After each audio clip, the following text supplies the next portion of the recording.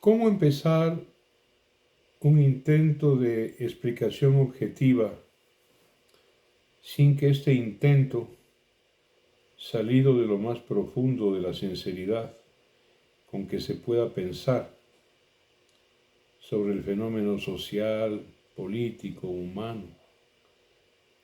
Hablo de sinceridad, de objetividad. ¿Cómo empezar, pensaba yo, sin que lo que quisiera decir a continuación sea tergiversado? Se me ocurre decir lo siguiente, que quien habla se opone terminante y furiosamente al racismo. Primero por principio, por valor moral y ético.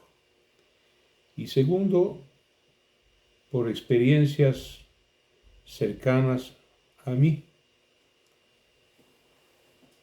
de haber visto en carne propia la victimización por parte de los superiorismos y de los racismos.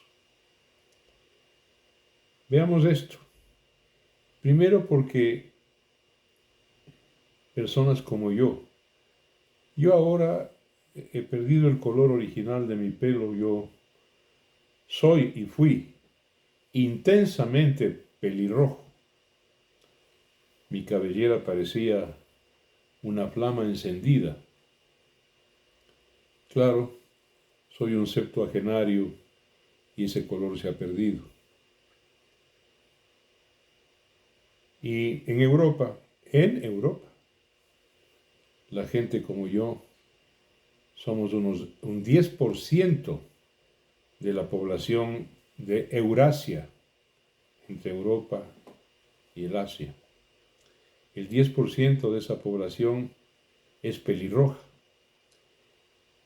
Y ahí se sabe por la ciencia, por la paleontología, que los pelirrojos tenemos el gen Ginger, que compartimos con el hombre de Neandertal.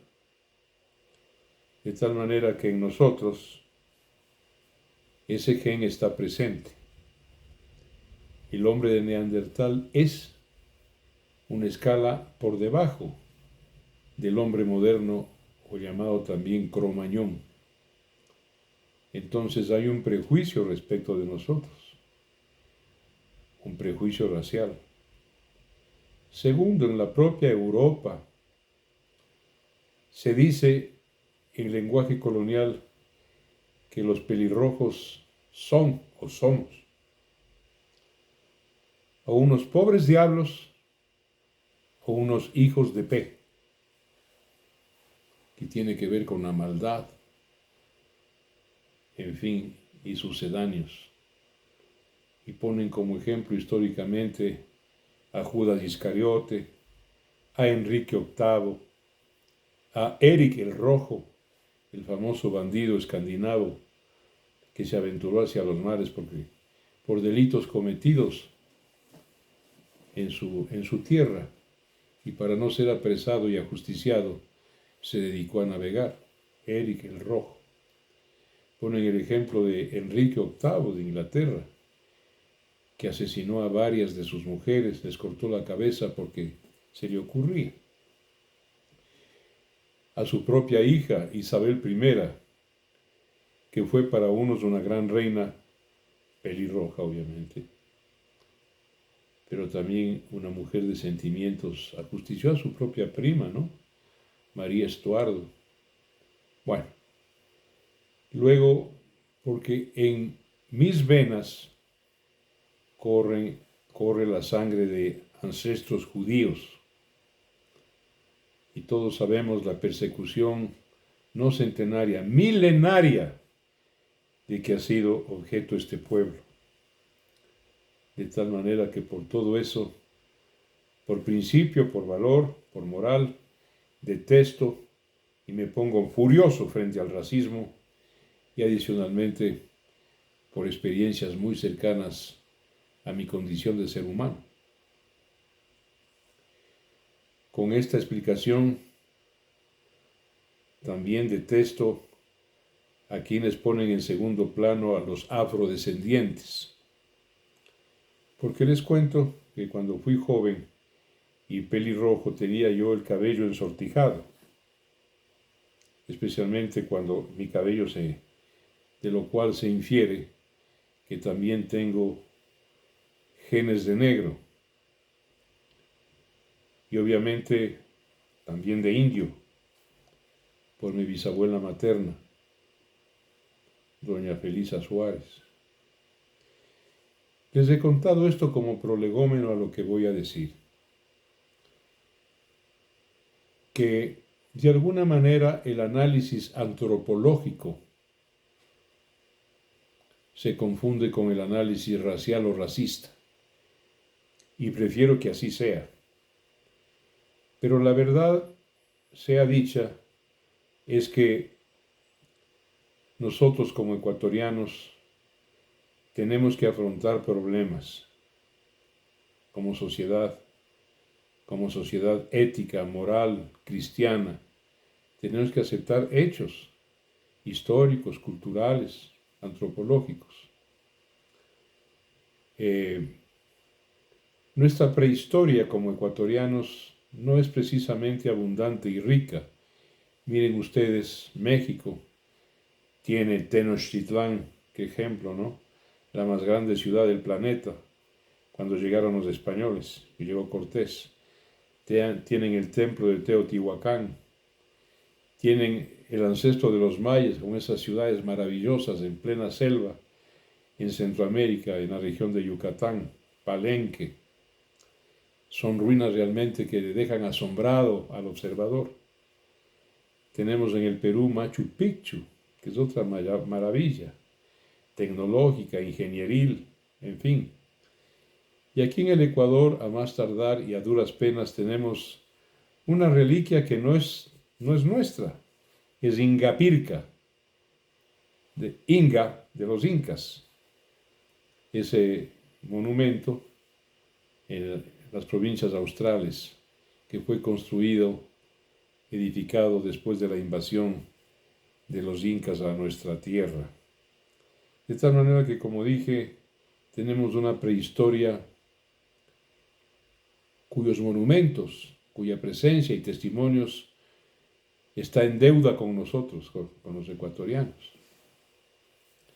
Adicionalmente, no hay en las comunidades más apartadas, aisladas de nuestra demografía, una conciencia de nación ecuatoriana. Y esto lo pude comprobar cuando fui asesor civil del general Carlomagno Andrade, ese gran ecuatoriano, y con él visité varios destacamentos y un día fui a una unidad donde el comandante era otro formidable ecuatoriano, fallecido ya, Miguel Iturralde, que llamaba a los conscriptos, no con el nombre de conscripto tal o conscripto cual, sino ecuatoriano. Y le pregunté a Miguel, ¿por qué? Porque, Marcelo, tienes que creerme que no tienen noción de ser ecuatorianos, no tienen conciencia de eso. Entonces tengo que remarcar llamándoles ecuatoriano. Bueno, no hay una conciencia nacional en los grupos aislados, autoaislados, porque esta es la verdad, autoaislados. Entonces, esto es lo que nos acontece. Tampoco hay conciencia muy desarrollada, y esto ya en toda la sociedad nacional, del tóxico de la corrupción. Cuando hay encuestas sobre el orden de prioridades, preocupaciones de la sociedad nacional, la corrupción ocupa el quinto o sexto lugar. Es decir, esto se traduce en ese dicho realmente infame de que robe nomás con tal de que haga obra, que robe nomás con tal de que haga obra. De otra parte, hay que reconocer, y esto estudió el doctor Fierro Benítez, afamado médico, fallecido recientemente, que descubrió que en los Andes ecuatorianos, sobre los 2.500 metros de altura, pues los hielos habían consumido o habían degradado la sal y le habían desprovisto de yodo, y que pues sobre esta altura, sobre el nivel del mar, 2.500, había mucho, son palabras del científico, ¿no? Doctor Rodrigo Fierro Benítez, había casi instalado el cretinismo. Entonces eso significa, como alguien dijo aquí, que no soy yo, que la gente que va a votar y a elegir autoridades, presidente de la República, alcaldes, diputados, es gente, no toda, pero alguna de ella, que va babeando a poner su huella digital y afectada, como dije, o no como dije yo, como dijo el doctor Fierro, de un cretinismo que se estaba volviendo ya genético. A eso hay que sumarle que 3 de cada 10 ecuatorianos, pobrecitos niños, por la injusticia, la mala distribución de la renta, sufren desnutrición. Y la desnutrición es falta de proteína, y la proteína construye toda la fisiología neuronal del cerebro. Esto es así. Y este análisis, que es crudo, que es pesaroso, que nos duele en el alma, que tenemos que remediarlo como ecuatorianos, y antes de remediarlo, afrontarlo con valentía, cambiar la suerte de esta realidad. Eso explica en gran medida pues los errores que cometemos como sociedad, como ciudadanos, como sufragantes, como votantes.